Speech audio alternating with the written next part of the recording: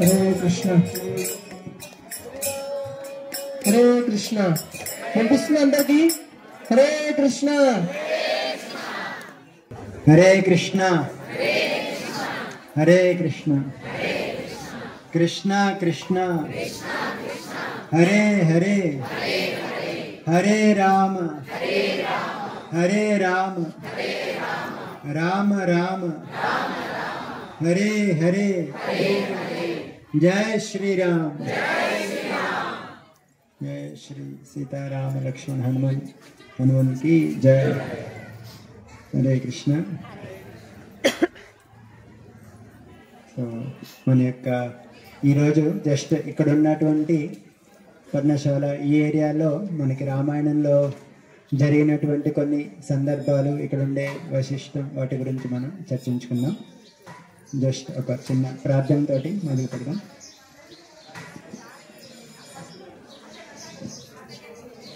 ఓం అజ్ఞానతిమిరాంధస్య జ్ఞానాంజనశలాకయా చక్షురున్మీలితం येन तस्मै श्रीगुरवे नमः. श्रीचैतन्यमनोभीष्टं स्थापितं येन भूतले स्वयं रूपा कदा मह्यं ददाति स्वपदान्तिकं. वन्देऽहं श्रीगुरो श्रीयुतापदकमलं श्रीगुरून् वैष्णवांश्च श्रीरूपं साग्रजातं सहगण रघुनाथान्वितं तं सजीवं साद्वैतं सावधूतं परिजनसहितं कृष्णचैतन्यदेवं श्रीराधा कृष्णपादा सहगण ललिता श्रीविशाखान्वितांश्च. हे कृष्णा करुणा सिन्धु दीनबन्धो जगत्पते गोपेश गोपिका कान्ता राधाकान्त नमोऽस्तुते. तप्तकाञ्चन गौराङ्गी राधे वृन्दावनेश्वरी वृषभानुसुते देवी प्रणमामि हरिप्रिये. वाञ्छाकल्पतरुभ्यश्च कृपा सिन्धुभ्येव च पतितानां पावनेभ्यो वैष्णवेभ्यो नमो नमः. नमो विष्णुपादाय कृष्णप्रेष्ठाय भूतले श्रीमते भक्तिवेदान्त स्वामिनिति नामिने. नमस्ते सारस्वती देवे गौरवाणी प्रचारिणी निर्विशेषा शून्यवादी पाश्चात्यदेशतारिणी. जय श्री कृष्ण चैतन्य प्रभु नित्यानंद श्री अद्वैत गदाधर श्रीवासादि गौरभक्तवृंद. हरे कृष्ण कृष्ण कृष्ण हरे हरे हरे राम राम हरे हरे. హరే కృష్ణ.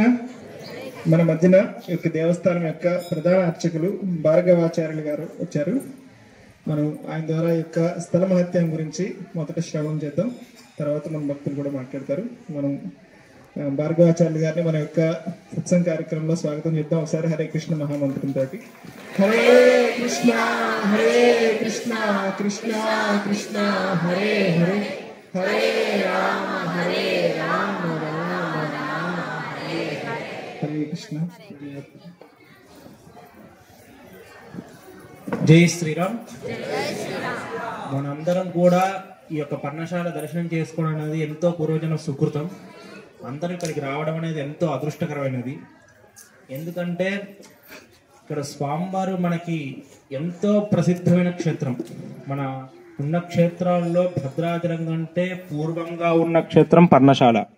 ఎందుకనగా స్వామివారు అయోధ్య నుంచి బయలుదేరిన తర్వాత దండకారణ్యానికి వెళ్ళమని చెప్పిన తర్వాత ముందుగా స్వామివారు 10 సంవత్సరాల పాటు చిత్రకూటము, నాసిక్ ఈ ప్రదేశాల్లో స్వామివారు వనవాసం చేశారు. 10 సంవత్సరాలు పూర్తయిన తర్వాత అగస్త్య మహాముని ద్వారా స్వామివారు ఎక్కడైతే దక్షిణం వైపు గోదావరి వెళుతుందో, ఎక్కడైతే పంచవటి అంటే 5 మర్రి చెట్లు ఉంటాయో అక్కడ పర్ణశాల నిర్మాణం చేసుకుని ఉండమని అగస్త్య మహాముని వారు చెప్పడం జరిగిందనమాట. ఆ అగస్త్య ముని వారు చెప్పిన ఆ వారి ఆశ్రమం దగ్గర నుంచి వస్తూ ఉండగా స్వామివారి ఇక్కడికి వచ్చేసరికి దక్షిణం వైపుగా గోదావరి వెళ్తూ ఉంటుంది. ఇక్కడ 5 మర్రి చెట్లు ఉంటాయి. ఆ మర్రి చెట్లు ప్రదేశం ఇక్కడ స్వామివారి కనిపించేసరికి స్వామివారి ఇక్కడ మనకి పర్ణశాల కుటీర నిర్మాణం చేసుకోవడం జరిగింది. మామూలుగా స్వామివారి ఇక్కడ ఎన్ని సంవత్సరాలు ఉన్నారంటే 14 సంవత్సరాల వనవాసంలో స్వామివారి ఇక్కడ 2 సంవత్సరాల 5 మాసాల పాటు ఇక్కడ వనవాసం చేయడం జరిగింది. 2 సంవత్సరాల 5 మాసాల పాటు ఇక్కడ వనవాసం చేసి స్వామివారే ఇక్కడే ఈ గోదావరి పుణ్య నదీ తీరంలోనే స్నానాదులు సంధ్యావందనాలు ఆచరించడం జరిగింది. అయితే మనకి ఎందుకంటే భద్రాచలం అంటే ముందు క్షేత్రం అని చెప్తున్నాం అంటే ఇక్కడికి రాకపోతే భద్రాచల క్షేత్రం వచ్చేదే కాదు. ఎందుకనగా స్వామివారి ఇక్కడ వనవాసానికి వచ్చిన సమయంలో మనం ఏ ప్రదేశంకి వెళ్ళినా ఎక్కడికి వెళ్ళినా సరే ఆ చుట్టుపక్కల ఉన్న ప్రాంతాలన్నీ కూడా విహారయాత్ర కిందనో లేకపోతే సందర్శనం కోసం వెళ్తూ ఉంటాం, అంతే కదా. ఇప్పుడు మనం భద్రాచలంలో హవనం కార్యక్రమం చేయడానికని వచ్చాం. ఇప్పుడు పక్కన పర్ణశాల ఉంది, మనం అందరం దర్శనం చేసుకుందామని అందరం కూడా భాగవతోత్తములతో కలిసి దర్శనం చేసుకోవడానికని వచ్చాం. అట్లాగే స్వామివారి ఇక్కడ ఉన్నప్పుడు ఈ చుట్టుపక్కల ఉన్నంత ప్రాంతాన్నంతా కూడా సంచరిస్తూ ఉండేవారు. అప్పుడు స్వామివారు దక్షిణం గోదావరి ప్రవహిస్తున్నప్పుడు ఆ గోదావరిని అనుసరిస్తూ వెళ్ళారనమాట. స్వామివారికి వెళ్ళే సమయానికి అక్కడ భద్రాచల క్షేత్రం అంటూ ఏమీ లేదు, ఇదంతా దండకారుణ్యం కాబట్టి ఆ దండకారుణ్యంలో స్వామివారు సంచరిస్తున్నప్పుడు స్వామివారు నడిచి అలసటగా అనిపించడం వల్ల స్వామివారు ఒక రాతి ఆసనం మీద కూర్చున్నారు. ఆ రాతి మీద కూర్చునేసరికి స్వామివారికి వైకుంఠంలో ఆదిశేషుని మీద కూర్చుంటే ఎంత ఆహ్లాదకరంగా ఉంటుందో ఆ రాతి మీద కూర్చునేసరికి స్వామివారికి అంత ఆహ్లాదకరంగా అనిపించింది. ఇప్పుడు మనం ఎవరి ద్వారా అయినా లబ్ధి పొందినప్పుడు వాళ్ళని కృతజ్ఞతాభావం కింద ఉంచుకుంటాం కదా, గుర్తుంచుకుంటాం కదా. అలాగే మనం ఉంచుకోకపోయినా పరమాత్మ అనేవారు ఉంచుకుంటారు. అలాగే ఆ రాతికి స్వామివారు వరం ఇచ్చారనమాట. ఏమని? వచ్చే జన్మలో నువ్వు నా భక్తుడిగా పుట్టి తపస్సు చేసి నీ యొక్క శిరస్సు మీద నన్ను వెలిసేలాగా చేసుకోమని వారికి వరం ఇచ్చారు. అంటే ఇక్కడ స్వామివారు రాబట్టే అక్కడ మనకు భద్రాచల క్షేత్రం అనేది ఏర్పడింది. లేకపోతే మనకు భద్రాచల క్షేత్రం వచ్చేది కాదు స్వామివారి ఇక్కడికి రాకపోతే. అలాగా స్వామివారు ఆ తర్వాత త్రేతాయుగంలో మళ్ళీ స్వామివారి అయిపోయిన తర్వాత ఆ భద్రుడికి వరం ఇచ్చిన తర్వాత స్వామివారి ఇక్కడికి వచ్చి మనకి స్వామివారు మరి యథాపూర్వంగా పర్ణశాలకి ఇక్కడికి వచ్చి స్వామివారి కుటీర నిర్మాణం చేసుకొని ఇక్కడ ఉండడం జరిగింది. స్వామివారి ఇంకా ఈ త్రేతాయుగం అంతా అయిపోయిన తర్వాత కలియుగ ఆరంభంలో భద్రాచల క్షేత్రం వచ్చింది. కలియుగ ఆరంభంలో ఇక్కడ కూడా ఈ పర్ణశాల క్షేత్రం వచ్చింది. మనకు స్వామివారు 2.5 సంవత్సరాల పాటు ఇక్కడ వనవాసం చేశారని చెప్పాను కదా. ఆ వనవాసం చేసిన సమయంలో కరదూషణాదులు ఇక్కడ స్వామివారితో యుద్ధం చేయడం జరిగింది 14,000 మందితో. మనందరికీ రామాయణంలో కూడా తెలుస్తుంది కదా. ఆ 14,000 మందితో యుద్ధం చేసిన ప్రదేశము ఈ పక్కనే దుమ్ముగూడెం అని మీరు వచ్చే దారిలోనే ఉంటుంది. అసలు పేరు దొమ్మిగూడెం. దాన్ని ఇప్పుడు దుమ్ముగూడెంగా మార్చారు. అంటే కాలక్రమేణా అది అభివృద్ధి చెంది దొమ్మిగూడెం కాస్త దుమ్ముగూడెం అయింది. ఆ కరదూషణాలు యుద్ధం చేసిన ప్రదేశం ఏమో దొమ్మిగూడెం అయింది. ఇక్కడ స్వామివారి ఇక్కడ మరి వనవాసం చేశారని ఇక్కడ సీతాపన జరిగిందని తెలిసిన మహర్షులు ఉంటారు కదా, వారేం చేశారు? ఇక్కడ స్వామివారి ఇక్కడ సంచరించిన ప్రదేశం ఎంతో ఉత్కృష్టమైన ప్రదేశం. ఇక్కడ స్వామివారిని వెలిసింపజేయేలాగా తపస్సు చేశారన్నమాట. ఋషులు తపస్సు చేయడం జరిగింది. అప్పుడు స్వామివారు మన అందరికీ కూడా మీరు ఎక్కడైనా సరే మధ్యలో రాముడు వారు ఉంటారు, అటు పక్కనేమో లక్ష్మణుడు, ఇటు పక్కన సీతామారు, లేదా ఇటు పక్కన సీతామారు, దక్షిణం వైపు ఏమో సీతామారు, పక్కన లక్ష్మణ స్వామి. మనకి ఈ విధంగా కనిపిస్తుంది. కానీ మన లోపల ఉన్న మూర్తిని చూసినట్టు మీరు ఎక్కడా దర్శనం ఇవ్వరు మీకు. ఎందుకంటే స్వామివారి ఇక్కడ వనవాసం చేశారని తెలిసి కరబంధుడనే మహర్షి తపస్సు ద్వారా స్వామివారి ఇక్కడ స్వయంభూగా వెలవడం జరిగింది. ఎలా వెలిశారు అంటే మనకు ఈరోజు ఆదివారం వచ్చా కానీ ఆదివారం పొద్దున అభిషేక సమయానికి అందుకుంటే స్వామివారు ఎలా ఉంటుందో మనకు తెలుస్తుంది. స్వామివారి వనవాస కాలంలో ఎలాగైతే జటాజూటాలతో ఉంటారో అదే విధంగా స్వామివారికి ఈ కలియుగ ఆరంభంలో స్వయంభూగా వెలవడం జరిగింది.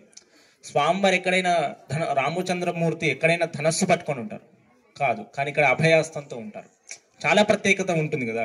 మనకి ఏంటంటే ఎక్కడైనా సరే రాముడు ధనస్సు పట్టుకొని ఒక దగ్గర ఏమో విల్లు బాణం పట్టుకొని ఉంటారు, కానీ ఇక్కడ అభయహస్తం పట్టుకొని ఉంటారు, లక్ష్మణ స్వామి నమస్కారంతో ఉంటారు. ఏంటంటే వచ్చిన భక్తుడికి అభయాన్ని ఇస్తూ ఆ సీతా లక్ష్మణుని దర్శనం చేస్తూ లక్ష్మణ స్వామి నమస్కారం చేసుకుని ఉంటారు అనమాట. ఇంకోటి ఏంటంటే ఇక్కడ మధ్యలో సీతా అమ్మవారు ఉంటుంది. ఈ క్షేత్రానికి శ్రీ క్షేత్రం అని పేరు.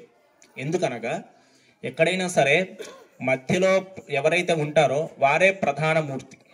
ఇక్కడ సీతా అమ్మవారే ప్రధాన మూర్తి. వారు ఇక్కడ వెలవడానికి ఎందుకని ఇట్లా వెలిసారంటే, మనకి వనవాసానికి వచ్చేటప్పుడు ముందేమో రాములు వారు, ఒక అడుగు వెనకాల సీతా అమ్మవారు, కొంచెం వెనక్కి లక్ష్మణస్వామి ఉంటారు. ఎందుకంటే సీతా అమ్మవారి రక్షణ కోసమని వాళ్ళు అలా రావడం జరిగింది. అలా వచ్చారు కాబట్టి స్వామివారు ఇక్కడ ఋషి తపస్సు వల్ల ఎట్లాగైతే వనవాస కాలంలో వచ్చారో అలాగే స్వయంభూగా వెళ్ళడం జరిగింది. అందుకనే మీకు ముందుగా రాములు వారు, మధ్యలో సీతా అమ్మవారు, ఇటు పక్కన లక్ష్మణ స్వామి ఉంటారు. వారు ఇట్లా వెలిశారు కాబట్టి మీరు అకారార్థో విష్ణు అన్నట్టు అకార స్వరూపమేమో రామచంద్రమూర్తి, ఉకార స్వరూపమేమో సీతామ్మవారు, మకార స్వరూపమేమో లక్ష్మణ స్వామి. మొత్తం పూర్తిగా కలిపితే ఓంకారం అన్నమాట. ఈ రాముడికి ఓంకారమూర్తి అని పేరు. ఈ రాముడికి విశోకారాముడు అని పేరు. ఎందుకనగా ఏ భక్తుడైతే బాధతో వచ్చి స్వామివారి ప్రార్థన చేస్తారో వారి బాధలన్నీ పోగొడతాడు కాబట్టి విశోకారాముడు అని పేరు. ఆ విశోకారాముడి దర్శనం ఇక్కడ మనకి కొన్ని వారాల్లో కొన్ని మాసాల్లో కానీ స్వామిని దర్శనం చేసుకుంటే మనకు సకల పాపాలు నివారణ అవుతాయని మనకి పురాణం చెప్తుంది. మీ అందరికీ కూడా మీరు అయిపోయిన తర్వాత క్షేత్ర మహాత్మ్యం చూడండి. ఆ క్షేత్ర మహాత్యాన్ని మా ఆలయ స్థానాచార్యులు గారైనటువంటి స్థలశాయి గురువు గారు రాయడం జరిగింది. ఆదివారం, పౌర్ణమి నాడు, అమావాస్య నాడు, సంక్రమణం నాడు, ఇలాగా కొన్ని విశేష సమయాల్లో గనక రాములు వారిని దర్శనం చేసుకుంటే మన సకల పాపాలు నివారించడం జరుగుతుందని మనకి క్షేత్ర మహాత్యం చెప్తుంది. అయితే మనకి ఇక్కడ స్వామివారు వనవాసం చేసి వెలవడం వలన మనకి జటాజూటాలతోనే వెలిశారు. మనకి స్వామివారు అప్పుడు వనవాస కాలంలో కుటీర నిర్మాణం చేసుకున్న ప్రదేశం ఇక్కడే ఉండేది.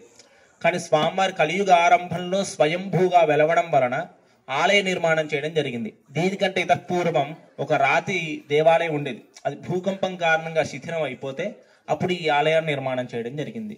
మనకి స్వామివారు ఎలా కుటీర నిర్మాణం చేసుకున్నారో తెలియడానికని పక్కనే పర్ణశాలను ఏర్పాటు చేశారు. అటు పక్కన సీతాపన్న జరిగిన ప్రదేశం ఉంటుంది. మీకు అక్కడ బోర్డుల మీద శ్లోకాలతో సహా ఉంటుందన్నమాట. మీరందరూ దర్శనం చేసుకుంటే కనిపిస్తుంది. అక్కడే స్వామివారి పాదాలు, అమ్మవారి పాదాలు, సీత అపహరణ ప్రదేశము, దాని తర్వాత లేడి పాదము, ఇవన్నీ కూడా ఉంటాయి. ఇక్కడి నుంచి 1 కిలోమీటర్ అవతల నారచీరడని ఉంటుంది. కొన్ని విశేష సమయాల్లో స్వామివారు అమ్మవారు అక్కడ ఉన్నారని మనకి శాస్త్రం చెప్తుందనమాట. అక్కడేంటి అనగానే స్వామివారు తిన్నటువంటి రాతి పల్లెము, దాని తర్వాత అమ్మవారి చీర గుర్తులు, స్వామివారి 40 అంగుళాల పంచ గుర్తు, దాని తర్వాత స్వామివారు కూర్చున్నటువంటి రాతి సింహాసనం, దాని తర్వాత సీతామ్మవారు స్నానం ఆడినటువంటి సీతబాగు, ఇవన్నీ కూడా అక్కడ ఉంటాయి.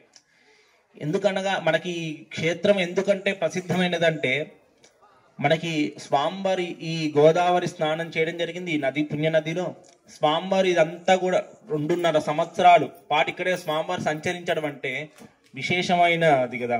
ఎందుకంటే మన భద్రాచల క్షేత్రంలో స్వామివారు మనకు వచ్చి ఆ భద్రుడికి వరమిస్తేనే అంత పుణ్యక్షేత్రం అయిపోయింది.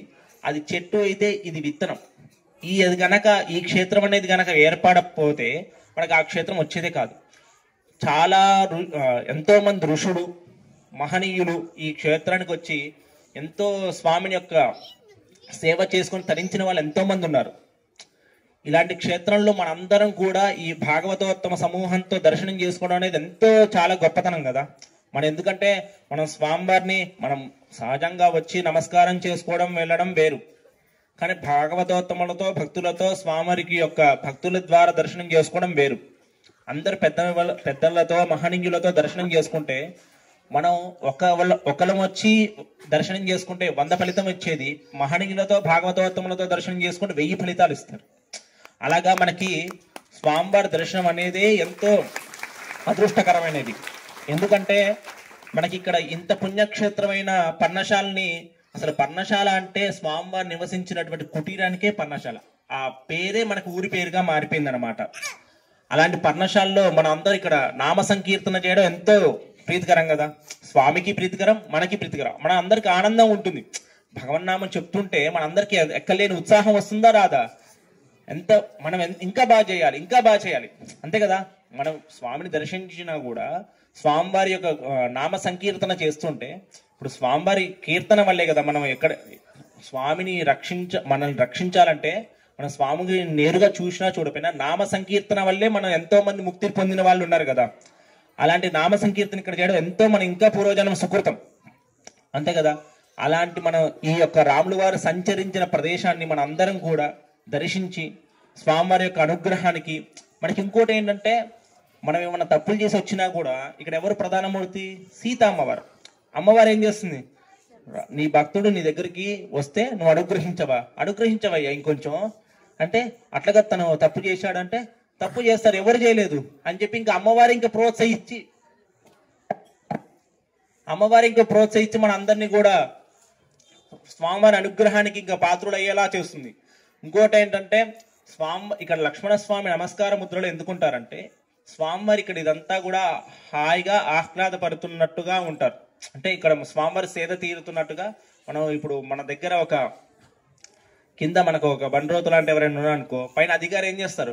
తన హాయిగా తన సీట్లో కూర్చొని తన చేయాల్సిన కర్తవ్యాన్ని చేసుకుంటూ పని లేనప్పుడు హాయిగా ప్రశాంతంగా ఉంటారు, అంతే కదా. స్వామివారి కూడా ఇక్కడ అట్లాగే ఉంటే, స్వామివారికి అమ్మవారికి రక్షణ కింద లక్ష్మణ స్వామి ఉంటారు. రక్షణతోనే కాకుండా సేవిస్తూ ఉంటారు, అందుకనే నమస్కారంతో ఉంటారు. అందుకని ఇక్కడ మీరు ఎప్పుడైనా సరే ఆదివారం నాడు ఎప్పుడైనా అభిషేకంలో పాల్గొని ఉంటే స్వామివారికి ధనుర్బాణాలు ఉండవు. స్వామివారు ఓన్లీ అభయస్తంతోనే ఉంటారు, భక్తుల్ని అనుగ్రహించడానికనే ఉంటారు. లక్ష్మణ స్వామికి ధనస్సు బాణాలు నమస్కార ముద్రలో ఉంటారు. అవసరమైతే యుద్ధం చేయడానికైనా సిద్ధంగా ఉంటారు, లేకపోతే స్వామివారిని సేవించడానికైనా సిద్ధంగా ఉన్నట్టుగా ఉంటారనమాట. అందుకనే ఈ క్షేత్రానికి చాలా విశేషమైన క్షేత్రం. ఎందుకంటే మీరు ఎక్కడా చూడండి, ఎక్కడైనా సరే మధ్యలో రాములు వారు ఉంటారు, ప్రధానమూర్తికి రాములు వారినే తీసుకుంటాం మనం. మధ్యలో సీతమ్మ వారు ఎక్కడ ఉండరు. మన భద్రాచల క్షేత్రంలో ఇక్కడ మాత్రమే ఉంటారు. ఇంకోటి ఏంటంటే ఇక్కడ హనుమంతులు వారు ఉండరు, కానీ ఎదురుగా మనం ప్రతిష్టాపన చేసామన్నమాట. భద్రాచలంలో కూడా ఉండరు, ఎందుకంటే భద్రాచలంలో వైకుంఠం నుంచి నీరుగా వచ్చారు కాబట్టి అక్కడ ఉండరు. ఇక్కడ ఏంటంటే సీత అపహరణ జరిగిన తర్వాత కాబట్టి ఇక్కడ హనుమంతులు వారు ఉండరు. అందుకనే మనం కాబట్టి స్వామి ముందు దాసుడు ఉండాలి కాబట్టి మన హనుమంతుల వారిని ప్రతిష్టాపన చేశాం, అంతే కదా. ఇప్పుడు మనకి దాసుడు అనేవారు స్వామికి ఎలాగంటే అలాగ అనుగుణంగా ఉండాలన్నమాట. దాస సఖావాహనమాసనం ధ్వజో యస్తే వితానం వ్యజనం త్రయీమయ అని ఆలవందార స్తోత్రంలో యామునాచార్యులు వారు చెప్తారు. దాసుడు స్వామికి ఎలా అనుకూలంగా ఉంటే అలాగా ఉండాలి. అప్పటికప్పుడు ఇప్పుడు గరుక్మంతుడు అనుకోండి, ఆయన కూర్చోడానికి ఆసనం అయిపోతారు, దాని తర్వాత లేదా వాహనంలాగా అయిపోతారు, తర్వాత ధ్వజంలాగా అయిపోతారు. అట్లా స్వామివారు ఎలా అనుకుంటే అలాగా మారిపోతారు అనమాట. స్వామివారు మనస్సులోనే అనుకుంటారు, బయటికి కూడా చెప్పరు. స్వామివారి యొక్క మనస్సుని తెలుసుకొని మలిసేవాడు భక్తుడు. అలాగా ఇక్కడ మన అందరం కూడా స్వామివారి దర్శనం చేసుకున్నాం, మన అందరం కూడా స్వామివారి యొక్క కృపకి పాత్రుడు అనుకుంటున్నాం. ఎందుకంటే మహనీయులతో వచ్చాం, భాగవతోత్తములతో వచ్చాం, నామ సంకీర్తన చేశాం, ఎంతో మంది ఋషులు ఇక్కడ తపస్సు చేసి మన అందరినీ కూడా ఇక్కడ యొక్క శక్తిని నింపారు. ఆ శక్తి అంతా కూడా మనల్ని తీసుకుని వెళ్ళేలాగా ఆ ఋషులు చేస్తారనమాట. ఇదంతా కూడా మన స్వామివారిని దర్శనం చేసుకోవడం అనేది ఎంతో పూర్వజన సుకృతం. లేకపోతే వచ్చాము ఇవన్నీ ఎందుకంటే కొంతమంది వస్తారు, స్వామిని దర్శనం చేసుకుంటారు, కానీ ఆ యొక్క గొప్పతనం తెలుసుకోరు. కొంతమంది వస్తారు, గొప్పతనం తెలుసుకుంటారు కానీ సక్రమంగా దర్శనం చేసుకోలేరు. మనకి అన్నీ గొప్పతనంగా క్షేత్ర మహాత్యాన్ని తెలుసుకున్నాం, గొప్పగా స్వామివారి దర్శనం చేసుకున్నాం, మళ్ళీ ఎలా చేసుకున్నాం? మహనీయులతో భాగవతోత్తములతో చేసుకున్నాం. ఇది చాలా విశేషమైనది కదా. అందరికీ ఇలాంటి అదృష్టం దొరకదు. మనకి శాస్త్రంలో ఉంటుంది ఏంటంటే, ఒకళ్ళు గనక పారాయణం చేస్తే ఆ పుణ్యం ఒక్కసారే వస్తుంది, కానీ నలుగురిలో భాగవతోత్తములతో సమూహంతో కలిపి కనుక పారాయణం చేస్తే శ్రవణం ద్వారా అంటే వినడం ద్వారా పుణ్యం వస్తుంది, చదవడం ద్వారా పుణ్యం వస్తుంది, ఆ భక్తులు చదివే భాగవతోత్తములు చూడడం ద్వారా కూడా మనకు పుణ్యం వస్తుంది.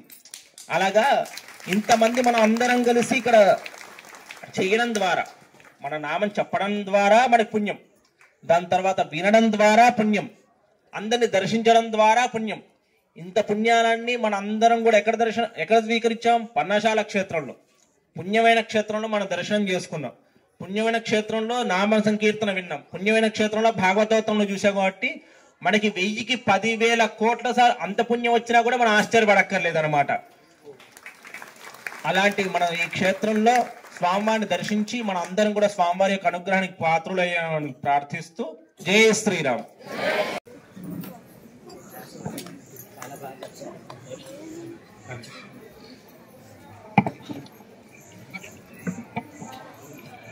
హరే కృష్ణ.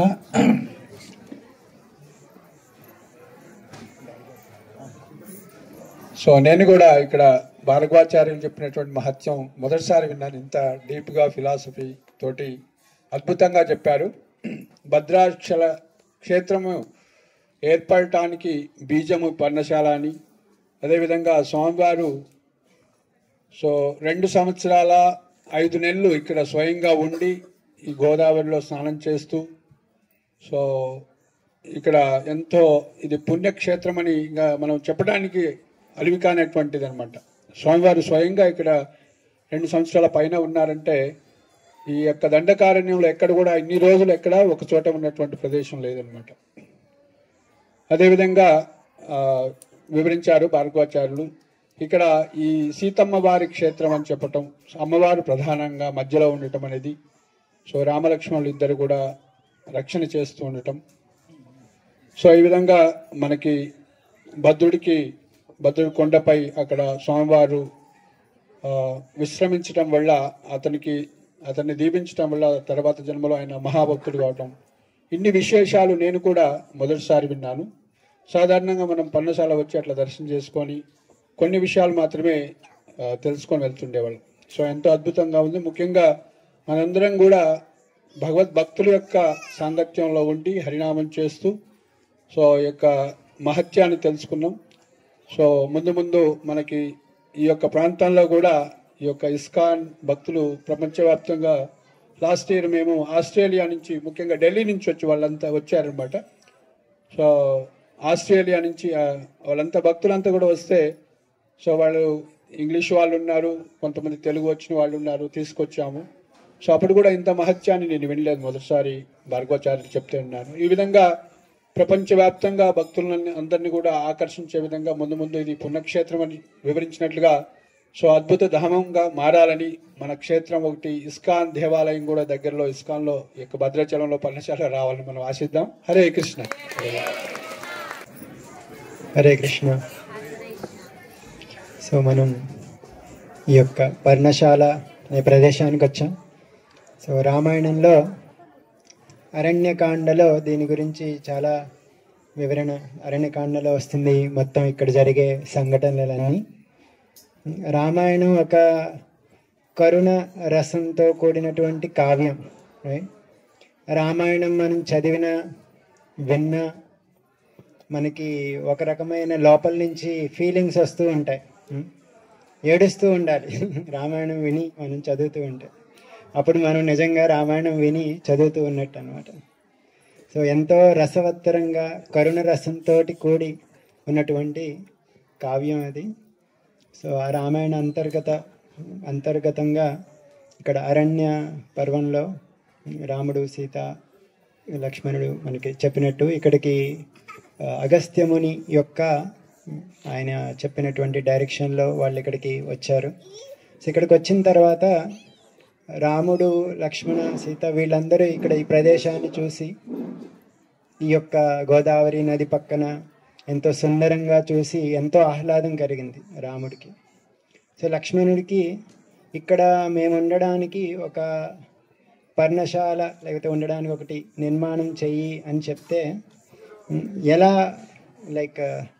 అంటే లక్ష్మణుడు దాన్ని నిర్మాణం చేసిన తర్వాత రాముడు అక్కడికి వెళ్ళి చూసి వెంటనే వచ్చి లక్ష్మణుడిని కౌగిలించుకుంటారంట. అంటే చాలా ఆనందాన్ని వ్యక్తం చేస్తారు.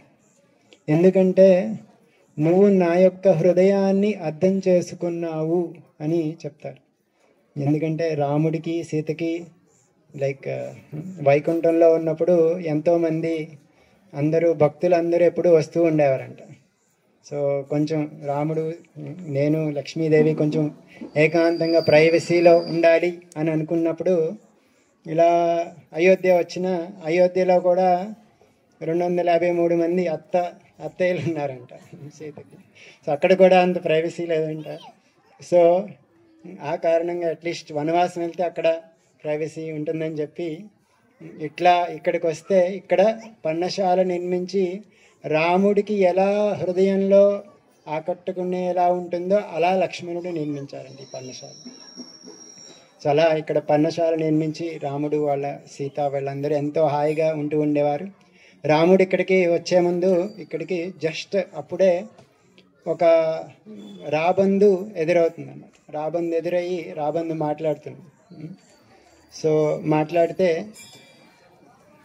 ఆవిడ అంటే నేను నీ యొక్క దశరథ మహారాజు యొక్క స్నేహితుణ్ణి అని పరిచయం చేస్తారు. సో పరిచయం చేస్తే రాముడు చాలా ఆనందిస్తారు. తన యొక్క దశరథ మహారాజు యొక్క మిత్రుడు అని చెప్పి. సో నేను ఇక్కడ ఈ అడవిలో చాలామంది రాక్షసులు ఉన్నారు, ఇక్కడ వశిష్ఠముని వాళ్ళందరూ రాముడు ఇక్కడ అరణ్య పర్వంలో అరణ్యవాసంలో చేస్తున్నప్పుడు ఎంతోమంది రాక్షసులు ఇక్కడ తిరుగుతూ ఉండారు. వాళ్ళందరినీ నాశనం చేయడానికి ఋషులందరూ రాముడిని రిక్వెస్ట్ చేస్తారన్నమాట. నేను ఇక్కడికి వచ్చి మిమ్మల్ని అందరినీ రక్షిస్తాను, ఈ రాక్షసులందరినీ నేను నాశనం చేస్తాను అని రాముడు వాళ్ళందరికీ ప్రతిజ్ఞ చేస్తాడు. చేసిన తర్వాత ఆ యొక్క ధనస్సుని పట్టుకుని తిరుగుతూ ఉంటారు. సీతమ్మ ఆ ధనస్సుని చూసి రాముడు సీత ఎంతో, నిన్ను కూడా ఆచార్యులు వారు వాళ్ళందరూ చెప్తూ ఉన్నారు సీతమ్మ యొక్క వైవిష్టత గురించి. సో సీతమ్మ అడుగుతూ ఉంటుంది, నువ్వు ఎప్పుడు ధనం పట్టుకుని తిరుగుతూ ఉన్నావు, ఇక్కడ ఎంతోమంది అంటే ఓన్లీ ధనం ద్వారానే ధనస్సు ద్వారానే ఒక ఆయుధాన్ని పట్టుకుని తిరిగితే దానివల్ల క్రూరత్వం రావచ్చు అని చెప్తూ ఉంటే రాముడు దానికి నాకు ఈ ఋషులందరికీ నేను రుణపడి ఉన్నాను, వాళ్ళందరికీ ఇక్కడ ఉండేటువంటి రాక్షసుల్ని నేను నాశనం చేయాలి అని చెప్పి ఇది నా యొక్క కర్తవ్యం అని చెప్తారు. సో అట్లా వాళ్ళు ఇక్కడికి వచ్చి ఈ యొక్క జటాయు అనే ఈ యొక్క రాబందుని కలిసిన తర్వాత వాళ్ళు ఇక్కడ ఉన్నప్పుడు ఇక్కడంతా హాయిగా ఉన్నప్పుడు మనకి శూర్పణఖ వస్తుంది. శూర్పణఖ మన స్టోరీ మనకు తెలుసు. సో రాముడు వాళ్ళిద్దరూ ఒకళ్ళనొకళ్ళు రాముడి దగ్గరికి వస్తుంది శూర్పణఖ, చాలా అందంగా ఉన్నావు అంటే రాముడు నాకు ఆల్రెడీ ఒక భార్య ఉంది, ఇంకొక సవతిలా ఉంటే నువ్వు ఏమి సుఖపడవు, కాబట్టి లక్ష్మణుడి దగ్గరికి వెళ్ళు అంటారు. వెంటనే శూర్పణఖ సైడ్ మార్చి లక్ష్మణుడి దగ్గరికి వెళ్ళి నువ్వు చాలా అందంగా ఉన్నావు, నన్ను వివాహం చేసుకో అంటే లక్ష్మణుడు నేను ఒక సేవకుడిని, నువ్వు నాకు వివాహం చేసుకుంటే నేను నీకు నువ్వు నాకు సేవకురాలుగానే ఉండాలి అని చెప్పి మళ్ళీ రాముడి వైపుకి పంపిస్తారు. అయితే ఇద్దరికి మధ్యలో ఈ సీత ఉండడం వల్లే మనకి ఇద్దరికి ఈ విధంగా గొడవ వస్తూ ఉన్నది. సో ఈ సీత వల్లే కదా అంటే ఇక్కడ ఒక హాస్యరసం కూడా జరుగుతూ ఉంటుంది అన్నమాట రామాయణంలో. శూర్పణఖకి సీతకి మధ్యలో వాళ్ళ శూర్పణఖ ఎంతో ఎన్నో వర్ణనలు వస్తూ ఉంటాయి. ఇందులో సీత వల్లే కదా ఇదంతా జరుగుతుందని చెప్పి సీతని అపహరించడానికి ట్రై చేస్తూ ఉంటే లక్ష్మణుడు ముక్కు చెవులు కోసారు. సో ఆ సందర్భంలో ఫస్ట్ శూర్పణఖ వెళ్ళి కరదూషణ అని వారి యొక్క సోదరులు వారి దగ్గరికి వెళ్ళి విన్నవించుకుంటుంది. సో కరదూషణులు ఫస్ట్ 8 మంది రాక్షసులను పంపిస్తారు. అయితే రాముడు అప్పటికి అంటే అంతకుముందే ఎప్పుడో సంథింగ్ సీత నువ్వు ఎప్పుడు ధనుసుని పట్టుకుని ఉంటూ ఉన్నావు, ఎప్పుడన్నా వాడతావా అన్నట్టు ఉంటే వీళ్ళతో నేను యుద్ధం చేస్తాను, లక్ష్మణ నువ్వు సీతని జాగ్రత్తగా చూసుకో అని చెప్పి గుహలో పెట్టి వాళ్ళ 8 మందిని నాశనం చేస్తారు. వాళ్ళ 8 మంది నాశనం అవగానే మళ్ళీ వాళ్ళు వెళ్ళి చెప్పినప్పుడు కరదూషణులు మొత్తం 14,000 మంది ఒకేసారి వస్తారు. కరదూషణ వాళ్ళందరితోటి వాళ్ళందరినీ కాలరాముడు అయ్యి రాముడు ఇది నా యొక్క అంటే లక్ష్మణుడు అంటారు నువ్వెందుకు, నేను వెళ్ళి యుద్ధం చేస్తాను అంటే నువ్వు ఇక్కడ కూర్చో, ఇది నా యొక్క ఫ్యామిలీ మ్యాటర్, ప్రెస్టీజ్ ఇష్యూ, నేను యుద్ధం చేయాలి అని చెప్పి రాముడు ఒక్కడే ఆ బాణం ఆ యొక్క ధనుస్సుని తీసుకుని 14,000 మందిని ఒకే 2 గడియల్లో మొత్తం వాళ్ళందరినీ నాశనం చేస్తారు. కర దూషణ వాళ్ళిద్దరిని కూడా నాశనం చేస్తారు. సో ఈ విషయం చూసి అకంపనుడు అనే ఒక రాక్షసుడు వెళ్ళి రావణాసురుడికి వివరణ చెప్తారు. ఇలా రాముడు కాల రూపంలో వచ్చి ఇక్కడ అందరినీ నాశనం చేశారు అని చెప్తే రావణాసురుడికి అలాగే అకంపనుడు చెప్తూ సీత చాలా సౌందర్యంగా ఉంది, సో సీతని నువ్వు తీసుకురావచ్చు అన్నట్టు చెప్తారు.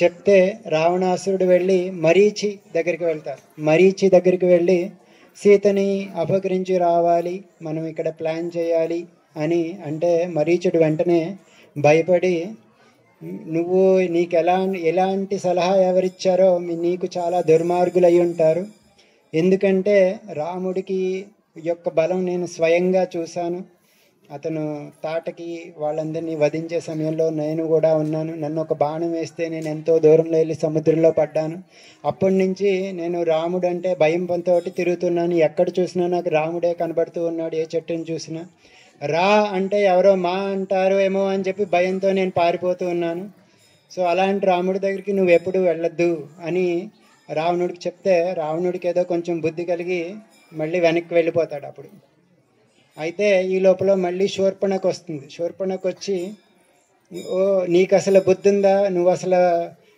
నీకు కొంచెం కూడా అహంకారం అంటూ ఉందా, నీ చెల్లెలకి ఇలా చెవులు ముక్కులు కోస్తే నువ్వు ఇక్కడ ఉన్నావా, నేను వెళ్ళి నీకు ఎంతో సౌందర్యవతి అయినటువంటి సీతని నీకు భారీగా తీసుకురావాలని నేను ప్రయత్నిస్తే వెళ్ళిందేమో రాముడి కోసం, ఇక్కడ రాముడితో చెప్పేది సీతని తీసుకురావడానికి నేను వెళ్ళానని చెప్తుంది.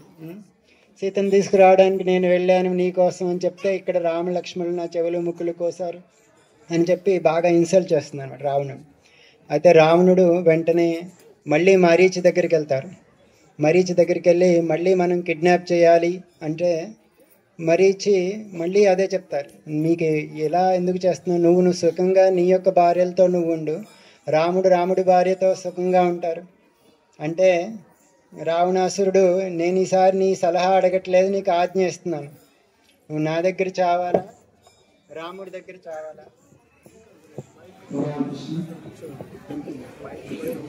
నీకు నా దగ్గర చావాలనుందా రాముడి చేతిలో చావాలనుందా, రెండింటిలో ఒకటే ఆప్షన్, సో నువ్వు చూస్ చేసుకో అంటారు.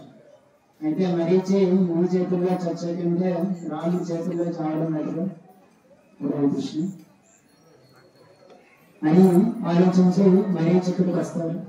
సో మరీచి ఒక బంగారు లేడిలా మారి రకరకాల మాయలతోటి సీతాదేవి చూస్తూ ఉంటుంది. సీతాదేవికి లక్ష్మణుడి ముందే చెప్తాడు, ఎటువంటి సంకోచం లేకుండా లక్ష్మణుడు ఇది మాయ జింక మరీచి ఇక్కడ తిరుగుతున్నాడు నేను విన్నాను, ఇక్కడ మరీచి మాయ వేషంలో వచ్చింటాడు అని ముందే చెప్తాడు లక్ష్మణుడు.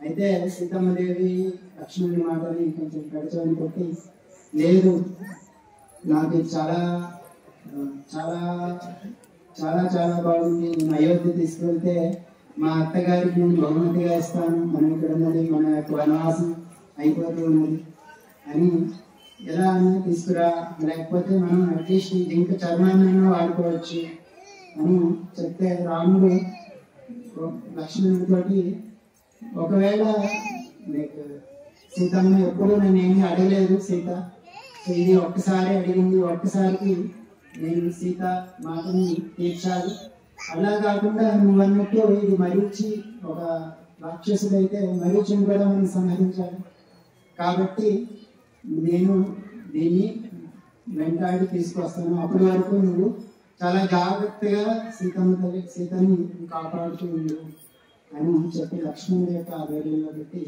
రాముడు బయలుదేరి వెళ్ళాడు. సో మరీచి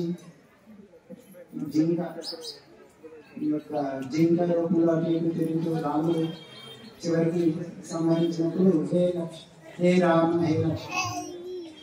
ఆ సమయంలో సీతాదేవి వెంటనే మనకు తెలిసి ఎలా అయితే వెళ్ళు అని చెప్పి చాలా సో లక్ష్మణుని పంపిస్తూ ఉంటుంది.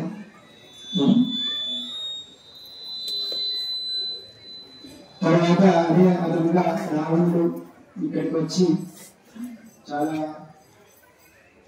క్రూరంగా సీతమ్మదేవిని తీసుకెళ్ళిపోతూ ఉన్నారు. ఆ సమయంలో ఈ యొక్క జటాయు వచ్చారు. జటాయు ఇక్కడికి వచ్చి ఈ రాముడు ఎత్తుకోవడం చూసి సీతమ్మ తల్లి జస్ట్ నువ్వు వెళ్ళి ఈ యొక్క ఇన్ఫర్మేషన్ రామ లక్ష్మణుడికి నువ్వు ఇవ్వవు, నన్ను ఈ రావణుడు ఎత్తుకుపోతున్నాడు అని చెప్పి ఓన్లీ ఇన్ఫర్మేషన్ ఇవ్వు అని అనుకున్నాడు. కానీ జటాయు నేను ఇక్కడ ఉండగా ఈ రావణాసు నా ప్రాణం ఉండగా రావణాసు ఎలా ఎత్తుకుపోతాడని చెప్పి తను మొత్తం ప్రాణం ఎంతో వీరోచితంగా పోరాడతాడు. జటాయుడు మొత్తం తన ప్రాణాన్ని సైతం లెక్కపోడు. రావణుడు యొక్క రథ సారథి చంపుతాడు, భక్తిని కోరుకొలుస్తాడు, మొత్తం ఎంతో వీరోచితంగా పోరాడతాడు. కానీ జటాయు ఒక వ్యక్తుడు కాబట్టి అలసిపోతాడు త్వరలో. సో రావణుడు అదే విధంగా తన యొక్క కత్తితోటి రెండు రెక్కలను కోసేస్తాడు, కింద పడిపోతాడు. సో అలా సీతమ్మను తీసుకువెళ్ళిపోతారు. ఆ సమయంలో రాముడు అక్కడికి వచ్చిన తర్వాత జటాయు రాముడు వెనక్కి వచ్చి లక్ష్మణునితో నువ్వు ఎప్పటికి ఇలా వదిలి వచ్చావు సీతమ్మని అని చెప్పి మళ్ళీ వచ్చిన తర్వాత అక్కడ వెతుకుతూ ఉంటారు. సీతమ్మతో అంతకీ కనబడదు అక్కడ. ఆ సమయంలో ఎక్కువ జటాయుని చూస్తారు. జటాయుని చూస్తే జటాయు శరీరం మొత్తం మీద రక్తం ఉంటుంది. రక్తంతో ఈ యొక్క జటాయువే మన సీతని తినేసింది అని చెప్పి మనుషులు చాలా క్రోధంతో రావణుని ఈ యొక్క జటాయుని చంపడానికి ప్రయత్నిస్తారు. అయితే వెంటనే జటాయు రావణుడు ఇలా వచ్చాడు తీసుకెళ్ళాడు అని చెప్తే వెంటనే జటాయుని కౌగిలించుకుంటాడు. కౌగిలించుకుని ఎంతో ఏడుస్తూ ఉంటాడు. అయ్యో నా వల్ల మీ యొక్క ప్రాణం పోయింది అని చెప్పి. అని జటాయు చేసిన వ్యాఖ్య ఏంటంటే తన యొక్క జటాయు ఏం చేసింది, ఏం సాధించింది అంటే రావణాసురుడు ఏ ముహూర్తంలో అయితే సీతమ్మ తల్లిని తీసుకువెళ్తున్నాడో ఆ ముహూర్తంలో తీసుకువెళ్తే పోయిన వస్తువు తిరిగి రాదన్నమాట. కానీ జటాయు పోరాటం చేసి ఆ ముహూర్తాన్ని పెంచింది. సో ఆ ఏ ముహూర్తంలో అయితే రావణాసురుడు సీతమ్మ తల్లిని తీసుకువెళ్లారో ఆ ముహూర్తంలో ఎవరైనా ఏ వస్తువులన్నా పోగొట్టుకుంటే మళ్ళీ తిరిగి దొరుకుతుంది. సో ఈ విధంగా జటాయువు రాముడికి సీతమ్మ తల్లి దొరికేటట్టు సహాయం చేశారు. అలా ఆ సమయంలో అంతిమ సంస్కారాలు కూడా చేశారు. దశరథ మహారాజుకి జటాయువు సహాయం చేసినప్పుడు దశరథ మహారాజు అప్పుడు ప్రామిస్ చేశారు, నాకు ఎప్పుడైనా కుమారుడు కొడితే ఆ కుమారుడిని నీ కుమారుడిగా చేస్తాను అని చెప్పారు. సో కానీ తర్వాత జటాయువుకి మళ్ళీ ఇప్పుడు అవకాశం కలగలేదు. సో ఆ సమయంలో ఇప్పుడు రాముడు మళ్ళీ ఈ యొక్క రుణం తీర్చుకున్నారు. జటాయువుకి స్వయంగా అంతిమ సంస్కారాలు చేశారు. దశరథ మహారాజు చేయలేదు, రాముడు స్వయంగా జటాయువుకి చేశారు. అలా ఈ యొక్క రాముడు జటాయువు యొక్క కృతజ్ఞతని చెప్పారు. అలాగే సీతమ్మ తల్లికి ఎంతో కృతజ్ఞత. మొత్తం మనకి సీతమ్మ తల్లికి ఇక్కడ మనకి శ్రీక్షేత్రం చెప్తూ ఉన్నారు, సీతమ్మ తల్లి వైభవం చెప్తూ ఉన్నారు. సీతమ్మ తల్లి కృతజ్ఞత ఎలా ఉంటుంది అని నిన్న మనం కూడా వింటూ ఉన్నాం. ఆంజనేయ స్వామి యొక్క తోటకి నెప్పు పెడితే సీతమ్మ తల్లి ప్రార్థన చేస్తూ ఉన్నారు, చల్లగా మారింది.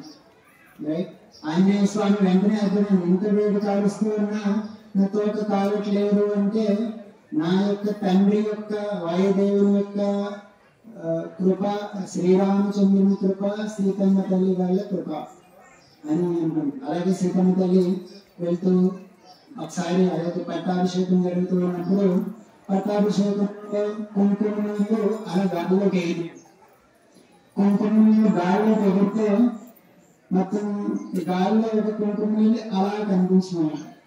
వెంటనే సీతమ్మ తల్లికి కళ్ళంటే నీళ్ళు వచ్చినాయి. ఎందుకు వచ్చినాయి అంటే సీతమ్మ తల్లికి రావణాసురుడు ఎత్తుకుపోతున్న సమయంలో జటాయువు రావణాసురుడు రెక్కలు వధించినప్పుడు అలా రక్తం బయటకు వచ్చింది. సో ఆ సీను సీతమ్మ తల్లికి పట్టాభిషేక సమయంలో గుర్తుకొచ్చింది. ఆ యొక్క జటాయువు నా కోసం ప్రాణాలు విడిచిపెట్టారు అని చెప్పి. సో అలా సీతమ్మ తల్లి ఈ యొక్క జటాయు యొక్క త్యాగాన్ని గుర్తుపెట్టుకుంది. సో విధంగా ఇక్కడ ఈ క్షేత్రంలో ఎన్నో విశిష్టాలు, సీతమ్మ తల్లి యొక్క విశిష్టాలను కొన్ని విషయాలు చర్చించుకున్నాం. హరే కృష్ణ.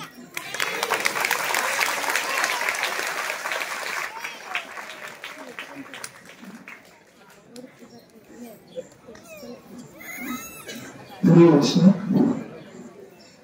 రోజు గారు ఒక నిమిషం కానిచ్చారు, ఇంకెక్కువ మాట్లాడతాను.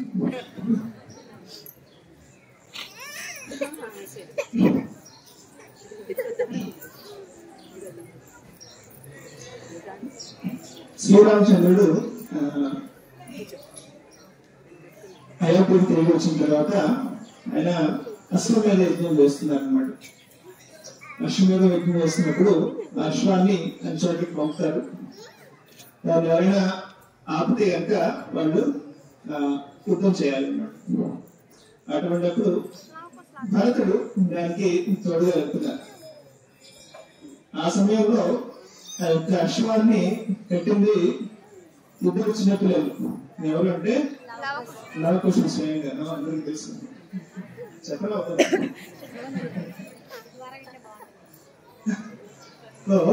అప్పుడు లవకుశుడు తెలియదు భరతుడు ఎవరు, భరతుడికి ఎవరు, ఈ లవకుశుడు ఎవరు అనేది తెలియదు అన్నమాట. అప్పుడు ఈ యొక్క భరతుడు చెప్పారనమాట, ఈ యొక్క గురువు ఎవరితో తెలిసిన ఒక అశ్వం, ఇది స్వయంగా అతి పరాక్రమవంతుడైన శ్రీరామచంద్రుడి. ఏదో ఆయన యొక్క అశ్వాన్ని ఇక్కడ నిరోధిస్తున్నారు. అంటే వాళ్ళు అన్నారట రాముడు పరాక్రమవంతుడు కాదు అని చెప్పి శ్రీరామచంద్రుడి మీద 3 అభియోగాలు వేశారట. మొదటి అభియోగం ఏంటి అంటే, శ్రీరామచంద్రుడు ఒక స్త్రీ అయినా తాటకని వరించారు, స్త్రీ హత్య అయినా చేయకూడదు. సో అది మొదటి నింద. అలా చెప్తారు అని చెప్పి మొదటి అభియోగాన్ని వేశారు. ఎవరైనా పరాక్రమవంతుడైతే మీ యొక్క పైన లేడీస్ మీద చూపించకూడదు అవునా అని చెప్పి లవకుశుడు సార్. రెండవది ఇక్కడ జరిగిన సందర్భంలో చెప్పినట్టుగా ఖరదోషముడు ఎప్పుడైతే రాముడి మీదకి యుద్ధానికి వస్తున్నారో శ్రీరామచంద్రుడు 3 అడుగులు వెనక్కి వెళ్ళాడు. అది ఒక యుద్ధ నీతిలో చూస్తే కనుక అది చాలా బ్యాక్ స్టెప్ ఎప్పుడు వేయకూడదు అనమాట. ఇప్పుడు కూడా వెనక్కి వెళ్ళకూడదు. శక్తిలో ఎప్పుడు కూడా ముందుకు వెళ్ళాలి కానీ వెనక్కి ఎప్పుడు వెళ్ళకూడదు. సో ఆ విధంగా ఇది రెండవ అభియోగం. ఈ పరాక్రమవంతుడు అయితే కనుక వెనక్కి ఎందుకు వెళ్తాడు అని చెప్పారట. మూడవది వారిని శక్తి చాటి నుంచి వెళ్తారు. ఎంత బలవంతుడు శక్తివంతుడైతే ఎవరుగా వచ్చి యుద్ధం చేయాలని తప్పించి కూడా శక్తి చాటి లేదు అనేది 3వ అభియోగం. సో ఇవన్నీ రాముడి మీద ఉన్న అభియోగాలు ఉన్నాయి. మనం ఎవరైనా అర్థం చేసుకుంటే అంటే బాధపడకూడదు. భగవంతుడే చాలా మంది అర్థం చేసుకుంటున్నారు. చాలా మంది అంటుంటారు నన్ను అలా అర్థం చేసుకున్నారండి, ఎలా అర్థం చేసుకున్నారంటే జనాలు దేవుడిని అవరట్లేదు. మనల్ని ఎవరైనా మిస్అండర్స్టాండ్ చేసుకుంటే కనుక ఎక్కువ బాధపడద్దు. సో ఇప్పుడు దీనికి ఎప్పుడైనా భగవంతుడి మీద ఏమైనా వచ్చిందంటే ఆచార్యులు ముందుకు వస్తారన్నమాట. వచ్చి దానికి సరైన వివరణ ఇస్తారు. ఆచార్యులు ఇచ్చిన వివరణ ఏమిటి అంటే, తాటిని వధించాల్సి వచ్చినప్పుడు తాటి స్త్రీ అయినా సరే రాక్షసి కాబట్టి అక్కడ మేల్ ఫిమేల్ ఎజెండా అనేది ఉండకూడదు అనమాట. ఇక్కడ ఎవరైతే అసురుడైతే అసురుడే. అంతేకాకుండా శ్రీరామచంద్రుడు దేవుడి యొక్క ఆజ్ఞ మీదకి ఆయన ఆజ్ఞను అనుసరించారు. అందుకని శ్రీరామచంద్రుని తప్పట్లాంగంలో లేదు అని చెప్పి మొదటి కేసుని కొట్టేశారు అనమాట. రెండవ కేసు ఏంటి? ఏంటి వెనకేసారు. సో అదే ఏంటంటే చెప్పారు కళ చూసినప్పుడు కూడా సడన్ గా ఒకేసారి వస్తారంట 14,000 మంది. ఇంకా శ్రీరామచంద్రుడు గారికి ఇంకా ప్రిపేర్ గా లేదన్నమాట. సో మనకి అప్పుడప్పుడు క్రికెట్ లో చూస్తే కనుక బ్యాట్స్మెన్ కొంచెం వెనక్కి వచ్చి సిక్సర్ కొడతారు, చూసారైపోయినా అలా కొన్ని బ్యాక్ ఫుట్ తీసుకుని ఒక షాట్ కొడతారు అనమాట. అలా శ్రీరామచంద్రుడు కొంచెం ఒక బ్యాక్ స్టెప్ తీసుకున్నా సరే మొత్తం 14,000 మంది ఒకే ఒక్క గంటలో శ్రీరామచంద్రుడు అందరూ కూడా వరించారు. ఒక్క చదువు ముందు కూడా శ్రీరామచంద్రుడు శరీరంలో రాలబట్టారు. సో ఆ విధంగా ఇది పెద్ద ప్రాబ్లం ఏం కాదు, తప్పేం కాదు. ఎందుకంటే వాళ్ళు వితౌట్ నోటీస్ వచ్చారు కాబట్టి కొంచెం డ్యాన్స్ కట్ తీసుకోవాల్సి వచ్చింది అని చెప్పి మా యొక్క ఆచార్యులందరూ ఉండడానికి చెప్పారు. మూడోది వాళ్ళని చెప్పి పెట్టారు. ఇది చాలా సీరియస్ విషయం అన్నమాట చెప్పాలంటే. సో దీనికి మన ఆచార్యులు చాలా ప్రత్యేకమైన వివరణ ఇచ్చారు. ఇప్పుడు చాలా మంది దాని గురించి చాలా విషయాలు చెప్పుకుంటారు. కానీ ఈ విషయంలో వైష్ణవ ఆచార్యులు చెప్పిన ఒక ప్రత్యేకమైన వివరణ ఏంటంటే శ్రీరామచంద్రుడు కావాలనే వాళ్ళు ముందుకి రాలేదట. ఎందుకు అంటే ఒకవేళ ముందుకు వస్తే కనుక వాళ్ళు శ్రీరామచంద్రుడి యొక్క ప్రాధాన్యత పడి క్షమాపణ అడిగితే క్షమించాల్సి వస్తుంది కదా, అవకాశమే వదిలేసుకోవాలంట. ఎందుకంటే క్షమించకూడదా? అంటే అందులో మాటిస్తారు కదా వాళ్ళ తమ్ముడికి. శ్రీరామచంద్రుడు రాముని కూడా క్షమించడానికి రెడీగా ఉన్నాడు, కానీ వాళ్ళని క్షమించడానికి రెడీగా లేదు. ముందుకు వస్తే ఒకవేళ ఆలోచన పడిపోతే క్షమించాల్సి వస్తుంది. దీనికి ఒక వివరణ చెప్పారు. ఒకటి ఏంటంటే ఇంకొకటి ఫ్యూచర్ లో రావణుడి దగ్గరికి వెళ్ళి ఇప్పుడు వాళ్ళని క్షమించాలనుకోండి, వాళ్ళు కూడా రావణుడి పార్టీలో వచ్చేస్తారు. పార్టీలో వచ్చేస్తే అప్పుడు ఏమవుతుంది, రావణుడితో యుద్ధం చేసినప్పుడు దగ్గరికి వాళ్ళని కూడా తీసుకురావాల్సి వస్తుంది. అవునా? అప్పుడు రావణుడు ఏమంటాడు, నేను చేసిన తప్పేంది, మీ పార్టీలో కూడా ఆయన ఉన్నారు, వాళ్ళు సుగ్రీవుడు యొక్క భార్యను అభ్యర్థించారు, ఆయన దగ్గర పెట్టుకున్నాడు. అలా నేను మీ భార్యను అభ్యర్థించాను, నా దగ్గర పెట్టుకున్నాను, ఇంకా తప్పే ఉంది, మీ దగ్గర ఉన్న జనాలు కూడా ఆయన ఉన్నారు కాబట్టి నేను చేసిన తప్పే ఉంది అని రావణుడు అనే అవకాశం ఉంది. అవునా? అది మొదటి కారణం. కానీ రెండవ కారణం ముఖ్యమైన కారణం అన్నమాట. అది మొదటి కారణం ముఖ్యమైన కారణం కాదు. రెండవ కారణం ఏం చెప్పారంటే శ్రీరామచంద్రుడు సుగ్రీవుడు గారిని అడుగుతారట, మీరు మీ యొక్క అన్నగారితో కొన్ని భేదాభిప్రాయాలు వచ్చాయి, మీరు ఆ సమయంలో మీరు మీ తప్పును ఒప్పుకుని మీరు క్షమాపణ అడిగారా అని చెప్పి శ్రీరామచంద్రుడు సుగ్రీవుని అడుగుతారన్నమాట. క్షమాపణ స్వామి, నా యొక్క కిరీటాన్ని ఆయన యొక్క ప్రాణాల దగ్గర ఉంచి ఆయన సాష్టాంగ ప్రణామం చేసి నేను క్షమాపణ అడిగాను. మరి ఇప్పుడు ఆయన ఏం చేశారంటే నా కిరీటాన్ని నన్ను కన్ను తవరేశారు చెప్తా ఉన్నారు. అప్పుడు శ్రీరామచంద్రుడు చెప్తా ఉన్నారు, ఎవరికైతే క్షమాపణ అడిగినప్పుడు ఆశ్రయం ఉందో వాళ్ళకి నేను కూడా ఆశ్రయాన్ని ఇప్పటికీ ఇవ్వను అని చెప్పి ఖరాఖండిగా శ్రీరామచంద్రుడు అప్పుడు చెప్పారు అన్నమాట. ఎందుకంటే వాళ్ళ సుగ్రీవుడికి ఆశ్రయం ఉండదు కాబట్టి నేను కూడా వాళ్ళకి ఆశ్రయం ఇవ్వను అని చెప్పారు అన్నమాట. దీనిలో భగవంతుడు యొక్క ముఖ్యమైన సిద్ధాంతం చెప్తున్నారు ఏంటంటే మనకి భగవంతుడు యొక్క కృపని పొందాలి అంటే, మన తప్పులు భగవంతుడు అన్ని క్షమించాలి అంటే మనం ఏం చేయాలి? మన పట్ల వాళ్ళని తప్పు చేసేది మనం అనుకుంటే ఉంటే వాళ్ళని కూడా మనం క్షమించినాడే మన తప్పును కూడా భగవంతుడు క్షమిస్తాడు.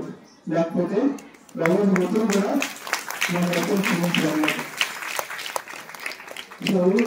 రామాయణం చెప్తే అదే ముఖ్యమైన విషయం అన్నమాట.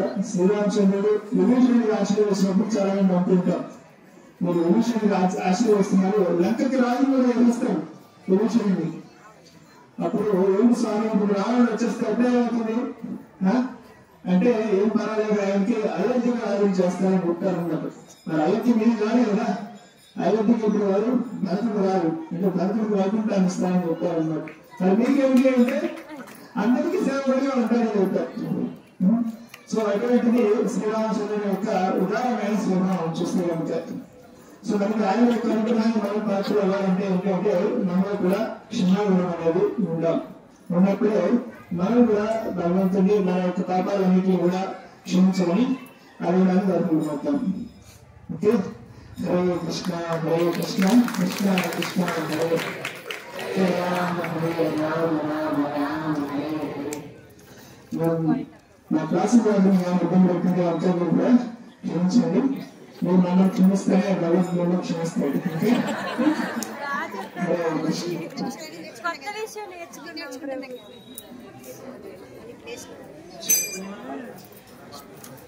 శ్రీరామ రామ రఘునందన రామ రామ శ్రీరామ రామ భరతాగ్రజ రామ రామ శ్రీరామ రామ రఘునందన రామ రామ శ్రీరామచంద్ర చరణౌ శరణం ప్రపద్యే. హరే కృష్ణ. నేను కూడా ఎక్కువసేపు మాట్లాడాను, ఒక నిమిషం కంటే తక్కువ మాట్లాడు. తర్వాత కీర్తన చేద్దాం, అందరం రామనామ స్మరణ చేసుకుందా. ఇలాగ గౌరవం ప్రభు చెప్తూ ఈ లేడి ఒక జింకని సీతమ్మ తల్లి రామచంద్రుడు ఉండగా కోరింది. ఆ కోరిక కోసమని రాముడు ఆ జింక వెనకాల వెళ్ళారు, సీతమ్మ తల్లిని వదిలేశారు. ఈ జింక ఎన్నో యుగాలలో చాలా పెద్ద ప్రమాదాన్ని సృష్టించింది. కృతయుగంలో భరతుడు అన్ని వదిలేసి అరణ్యానికి తపస్సు చేసుకున్నాము అని వెళ్తే ఒక చిన్న జింక పిల్లవాడిలో పడి 3 జన్మలు ఎత్తాల్సి వచ్చింది. త్రేతాయుగంలో సీతమ్మ తల్లి రాముడి పక్కన ఉండగా జింక కావాలి అని అడిగేసరికి రావణాసురుడి దగ్గరికి వెళ్లాల్సి వచ్చింది. ద్వాపర యుగంలో కృష్ణుడు ఒక వృక్షం కింద శయనిస్తూ ఉంటే జింక పాదం అనుకొని ఒక బోయవాడు తన బాణాన్ని విడిస్తే కృష్ణుడి యొక్క అవతార పరిసమాప్తి జరిగింది. కలియుగంలో కూడా జింక వెనకాలకి వెళ్ళాలని దేవులో పెడతారు. కాబట్టి అన్ని యుగాల్లో జింక వాడి ప్రమాదమే ఉన్నారు. ఏంటి జింక అంటే భగవంతుడు ఇతరమైన కోరికనే, భగవంతుడు కాదు అని ఒక వేరే దాన్ని మనకి ప్రియారిటీగా తీసుకోవటమే జింక యొక్క స్వభావం. మనల్ని ఆకర్షిస్తూ ఉంటుంది అన్నమాట. చాలా చెప్పాల స్వభావం కలిగి ఉన్నది జింక. మీరు చూసినట్లయినా జింక దగ్గరికి వెళ్ళాలనుకోండి, వెంకటాచలంలో మీరు అలిపిరి మార్గంలో వెళ్తూ ఉంటే అక్కడ ఒక జింకల పార్క్ ఉంటుంది. అక్కడ చూసిన మీరు ఎలా ఉంటుంది, ఒక నుంచి ఇలా చూస్తుంది, జంప్ చేస్తుంది, అక్కడికి ఇక్కడికి వెళ్ళిపోతూ ఉంటుంది అన్నమాట. అలా మన మనస్సు నిలకడగా భగవంతుడి దగ్గర లేకుండా ఇది కావాలి, అది కావాలి, ఇక్కడికి వెళ్ళాలి, అక్కడికి వెళ్ళాలి అనే కోరికల యొక్క ప్రవాహంలో మనం అటు ఇటు ఊగిపోతుంటాం కదండి. అదే జింక స్వభావం.